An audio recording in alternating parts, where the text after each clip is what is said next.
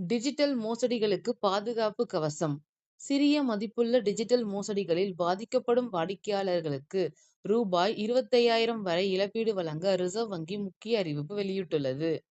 U. B. ஐ., online வங்கி, ஏ. D. M. Card பரிவர்த்தனைகள் மூலம் ஏற்படும் மோசடிகளில் ஓ. டி. பி., பகிர்ந்தாலும் கூட நிபந்தனைகளுக்கு உட்பட்டு வாடிக்கையாளர்கள் இழப்பீடு பெற முடியும் என ரிசர்வ் பேங்க் ஆப் இந்தியா தெரிவித்துள்ளது. இந்த நடவடிக்கை டிஜிட்டல் பரிவர்த்தனைகளில் மக்களின் நம்பிக்கையை அதிகரிக்கும் என எதிர்பார்க்கப்படுகிறது. ஓ. டி. பி., கொடுத்திருந்தாலும் கிடைக்குமா? ஆம், தவறுதலாக ஓ. டி. பி., பகிர்ந்தாலும் மோசடி நுட்பமாக நடந்தது என நிரூபித்தால் இழப்பீடு கிடைக்கும். எத்தனை முறை பெறலாம்? ஒரு வாடிக்கையாளருக்கு ஒரே ஒரு முறை மட்டுமே பணத்தை தருவார்கள். பணத்தை யார் தருவார்கள்? ரிசர்வ் பேங்க் இந்தியாவின் depositor education and awareness fund. வங்கிகளும் ஒரு பகுதியை ஏற்கும். வாடிக்கையாளரும் சிறிய பொறுப்பை ஏற்க வேண்டும். இந்த விதி எப்போது அமலுக்கு வரும்?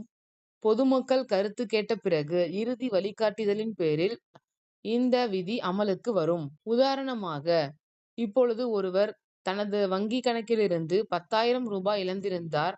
அவருக்கு ரூபாய் 8,500 வரை கிடைக்க வாய்ப்புள்ளது. அதேபோல் ஒருவர் ரூபாய் 40,000 இழந்திருந்தால் 25,000 வரை அதிகபட்ச வரம்பு கிடைக்க வாய்ப்புள்ளது.